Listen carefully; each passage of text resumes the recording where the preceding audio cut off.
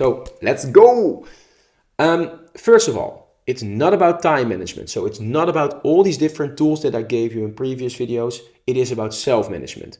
So often I hear like, I know what to do, but I don't do it. I just don't activate myself. So how do you do this? How do you get yourself up when you're down? Two things. First of all, connect to your goals, as we've discussed before. So you're that silent voice of you. You won't have any trouble getting up when you know that you do it because it's the right thing to do. And it's not somebody else's opinion, so to say. However, you need also a little bit of structure, a little bit of discipline, a little bit of habit protocol, so to say. So we discussed this already. Forming or these tools can be layered in sort of 3 dimensions. Level 1 thinking is all about efficiency and just execute on the work. That would be, for example, the Pomodoro technique and all these elements. Then you've got this 2 way thinking where you get this to-do list and you prioritize them. So that would be Eisenhower, all those things, getting things done, Pareto's principle. And then the 3-dimensional level is that you also add the element of how long does it matter. So not so much what does need to be done and how soon does it need to be done, so prioritize, but also how long does it ripple. In other words, is it your authentic color? And that's Robin Sharma, Tony Robbins, Jim Kwik, and the liking.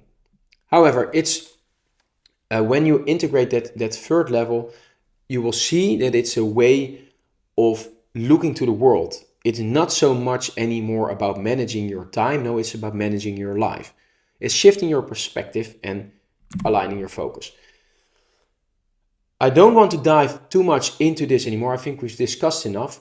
A cool video or a cool model that I encountered that pretty much summarizes these 3 levels is this focus funnel that we will show you here. Sorry, I should have removed the previous flap over. But this focus funnel is basically all these tools pressed into one overview. So collect all your tasks up in top, collect all your tasks, then prioritize them, or in other words, eliminate them. Then what's left, see what can you automate. What are the tasks that you think like, hey, I am currently doing this, but if I teach myself, for example, let's say that you do every day, you write a certain formula in Excel. So if you know how to improve that formula, that it does itself every simple day, as soon as you open Excel, you don't need to type in all these things in Excel anymore. So figure out where in life you are showing repetitive behavior and how can you make that more automated. So where are you losing your time? There's a cool YouTube video that we will add later in the further readings that gives way better examples as I just did. Sorry for that one. Then of course you still have your lists of tasks. Delegate whatever needs to be delegated. Use Eisenhower, use Pareto, all those things. And then there is your tasks left. And then one final remark is what needs to be done now and what can be done later. And if later, when? When are you going to do it? Either use bullet journaling or plan it in your schedule, with in your agenda, whatever, but name a date and a place. And also envision you executing on that. And that is the focus funnel. It is explained in the YouTube video as discussed, but it's sort of basically a summary of all what we discussed. However, what we haven't discussed is your emotional permission. You can live your life as if it's one entire rundown of your to-do lists and getting your goals done. And then in the end, you will die without any satisfactory feeling because it feels like you just have been on automation mode. So you also need this emotional permission. And how can you do that? Well, by tying into your emotions, connect your emotions. So instead of doing groceries, checking it off your list, I must do groceries. No, first of all, I am able or I can do groceries. So flipping your model flipping your mind before you do groceries. Then when you do groceries, look for ways on how to tie in your emotions. So if you feel like you should connect more with people, talk with people while you do your groceries. Or if you feel like, hey, I'm really lazy, put yourself on a timer. Or if you feel rushed all the day, do the opposite. Don't time yourself on doing groceries, but really be aware in the moment. If you are always in your mind, like, oh, I got the need to do open awareness exercises. Grab an apple, smell the apple. Might look weird in a grocery store, but hey, it's your life. It's your decision to make. What's more important? Do you want to become more aware to improve your life in that particular moment? Or do you care about somebody who might think you are weird? Perhaps that person does not think you're weird. Perhaps that person thinks, hey, that person is cool, doing whatever they want to do in their own unique way. It's only your mind telling that other people might think you're weird. So it's all about perspective. So another trick is to ask yourself, what should I do today that I regret tomorrow for not having done today? In other words, will I regret not doing this task? If you will regret it, you connect your emotions into the game. So this makes it more loving, more painful. This is the same technique as me evaluating like, hey, last 5 years, what did I regret? And now I can't do anything anymore about it. This is very painful, but I can't relive the early years of my kids.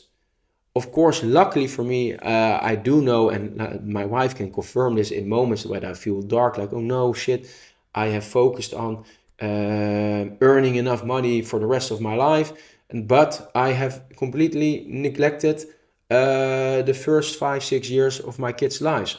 Well, you're rush, no, you did this, and you did. I'm like, oh, okay, cool. So this is also why journaling is so important for me. I lock it in. Because when I journal, I evaluate these emotions, and when I reflect like, damn, this felt like a shitty day. Well, no, it didn't. Look here, you wrote down 7 beautiful things today. Oh, wait, bam, it was a beautiful day. And then instead of feeling down, you feel happy about their particular day, particular week, and particular year, particular life. So yes, you can still do all these to-do lists, but it's a paradigm shift. And this paradigm shift is all based on the emotions and the thought process that you have. Again, of course, there is another deeper level behind this, and in the end of the book we will show you. It's known as this state of, I would say spiritual transcendence, other state of beings. Also the flow state, which I will teach you later, is a very powerful technique to do things that you love and feel really like energized and hyped up.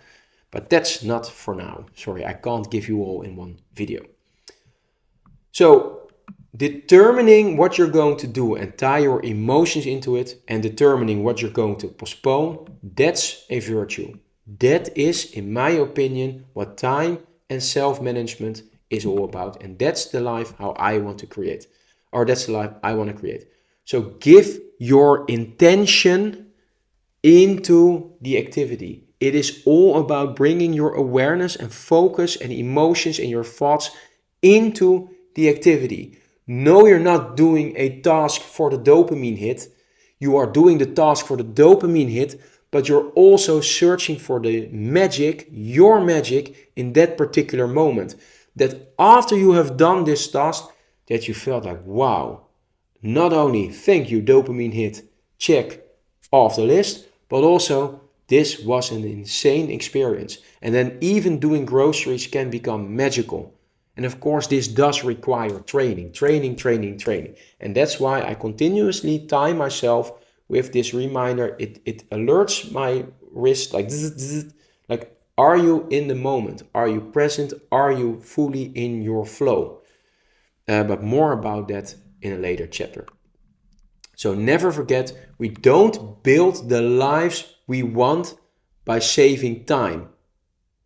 We build the lives we want, and then time saves itself. So don't be smart, be wise. Okay, so in that regard, how does one become wise? Lifelong learning. Second part. One of these examples is Benjamin Franklin's 5-hour rule. Very simple. Take 1 hour each day to learn. If presidents like Benjamin Franklin are saying it, and all these other people, like for example Robin Sharma in his 20-20-20 hours, and all these high performers in whether it's the Dalai Lama or some top gold medal winner or a CEO or whatever, it can be the person next door, the people with the sparkly eyes, so to say, the people that you think, bomb, that person is on. Ask them. Ask them, how do you live your life? And I will promise you, they will tell you that they are open-minded, learning for these new experience, taking life in, and they are committed to a lifelong learning. They are committed to this growth mindset. So there are a gazillion ways to do this and several different methods. And we will definitely dive into later on how to optimize your learning. But again, it's not about optimizing. Optimizing is mechanical. It is about tying emotions into it. And as just discussed, intention. It is about the intention. So pick the topics that you love. Learn on the topics that you love. And perhaps you will get a future career out of it. You don't know. But just follow your obsession there. So dedicate at least 1 hour per weekday to deliberate learning. And I do this, for example, from 6 a.m. to 7 a.m. Or sometimes I do sports and then I do it from 4 p.m. to 5 p.m. But commit. Or you could do it 5 hours in one day. So I do that sometimes as well. It depends on whether I'm on a manager or on a maker schedule. So sometimes I do this in one big chunk. For example, at Saturday morning from 5 to 11 a.m. I'm learning, whatever I'm learning. So at the moment I'm reading Boundless again from Ben Greenfield about optimization of the body, heart, etc.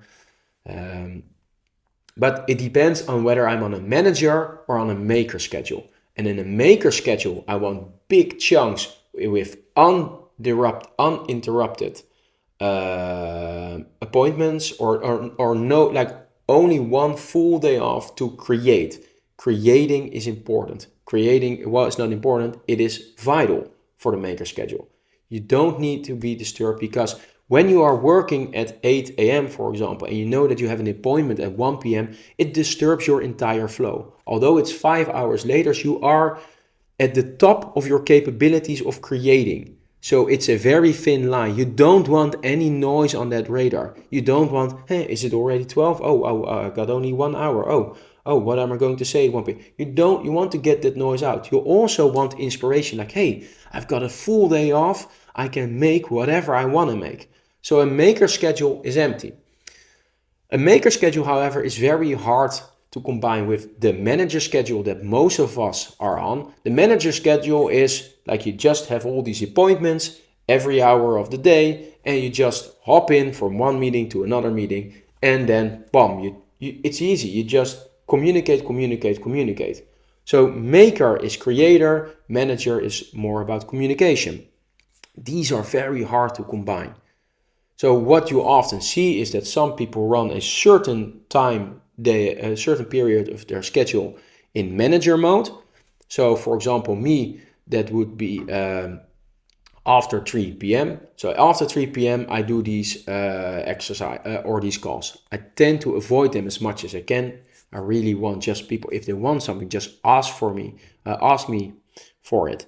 And then I can provide you this, for example, in 2 or 3 minutes instead of doing a 30-minute call. I definitely avoid meetings without an agenda or that with 10 persons, so to say. And something to take into account, for example, other than the 5 a.m. schedule, is you can run or you can also wake up at 11 a.m. and work until 7 p.m. in the manager schedule. So in my case, that would be doing the calls, doing the communicating, and so discussing things with the team, but also spend time with the kids, do sports, all these different small tasks that can be chunked up, that don't need one big portion of flow, so to say. Then after 7 p.m. I can go into maker schedule until 2 a.m. And then from 2 a.m. till 11 a.m. you go to sleep again. You could also do something like that. I have not tested this out myself, but this was something that I picked up from the Tim Ferriss show, and I'm very interested to perhaps test this theory. However, I'm running very well on the 5 a.m. as well. So whether you are on a maker schedule or are you on a manager schedule, is that the best gift you can give to yourself and to anyone for that matter is your presence. So it's about time that you're going to decide to who you're going to give your present as a present. Ta-da. Well, did not come out as cool as I thought it would. Okay. I'm going to cut this one short. I want to give this next video more my all. I want to make that one very weird. So just to be safe, I'm going to press the save button here, and I'm going to stop this video here, and then we will make another one. So to conclude, again, something about presence, something about you paying full attention in the moment you are, and start tying in emotions into your tasks, start enjoying your life, so to say. And remember the Emerson quote, which I will probably show you, very cool here, ta-da! And I will see you in a very, very cool video, putting time in perspective. See you there!